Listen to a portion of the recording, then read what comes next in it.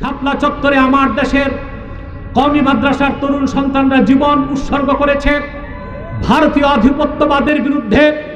মোদী বিরোধী ভাস্কর্য বিরোধী আন্দোলনে বাংলাদেশের ইমানদাররা ইসলামপন্থীরা জীবন দিয়েছে। সেই ক্ষোভ বিস্ফোরণের আকারে বহিঃপ্রকাশ ঘটেছে ছাত্র আন্দোলনের মাধ্যমে। অতএব আমি হেফাজত নেতৃবৃন্দ সহ সারা দেশের আলেমদেরকে বলবো, ভারতীয় আধিপত্যবাদ থেকে বাংলাদেশ মুক্ত হয়েছে। হাসিনার বিদায়ের মাধ্যমে দেশ একটি আযাব মুক্ত হয়েছে। মার্কিন আগ্রাসনের আযাব যেন বাংলাদেশে না আসে।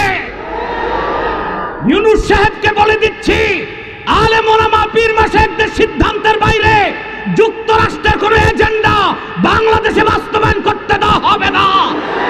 সেজন্য প্রয়োজনে আরেকবার বাংলাদেশের মুসলমান রক্ত দিতে বাধ্য হবে। এই পর্যায়ে আপনাদের সামনে বক্তব্য রাখবেন হযরতুল আল্লাম মুফতি এনায়েতুল্লাহ আব্বাসী পীর সাহেব জৌনপুর।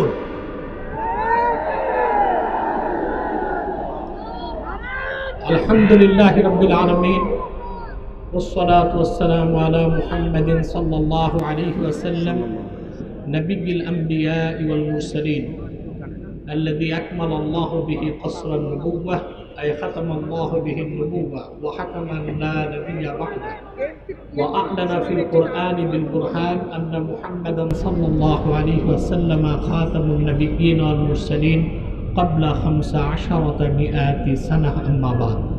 সম্মানিত সভাপতি, ছাত্র জনতা, তৌহিদি জনতা, আপনাদের সকলকে ধন্যবাদ। সময় খুব সংকীর্ণ, কিছুক্ষণ পর মাগরিবের আজান হয়ে যাবে।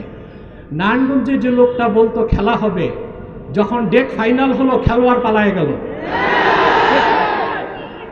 আমি আরেকটি কথা বলবো, শুধুমাত্র ছাত্র জনতার আন্দোলনে এই অভ্যুত্থান হয় নাই। সুদীর্ঘ 15 বছর হেফাজতের নেতৃবৃন্দ কারাবরণ করেছে।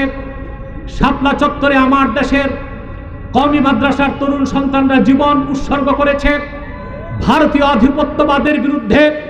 মোদী বিরোধী ভাস্কর্য বিরোধী আন্দোলনে বাংলাদেশের ইমানদাররা ইসলামপন্থীরা জীবন দিয়েছে। সেই ক্ষোভ বিস্ফোরণের আকারে বহিঃপ্রকাশ ঘটেছে ছাত্র আন্দোলনের মাধ্যমে। অতএব আমি হেফাজত নেতৃবৃন্দ সহ সারা দেশের আলেমদেরকে বলবো, ভারতীয় আধিপত্যবাদ থেকে বাংলাদেশ মুক্ত হয়েছে। হাসিনার বিদায়ের মাধ্যমে দেশ একটি আযাব মুক্ত হয়েছে। মার্কিন আগ্রাসনের আযাব যেন বাংলাদেশে না আসে। ইউনূস সাহেবকে বলে দিচ্ছি, আলেম ওলামা পীর মাশায়েখদের সিদ্ধান্তের বাইরে যুক্তরাষ্ট্রের কোনো এজেন্ডা বাংলাদেশে বাস্তবায়ন করতে দেওয়া হবে না। সেজন্য প্রয়োজনে আরেকবার বাংলাদেশের মুসলমান রক্ত দিতে বাধ্য হবে। ওয়া আখির দাওয়ানা আনিল হামদুলিল্লাহি রাব্বিল আলামিন ওয়াসসালামু আলাইকুম ওয়া রাহমাতুল্লাহ।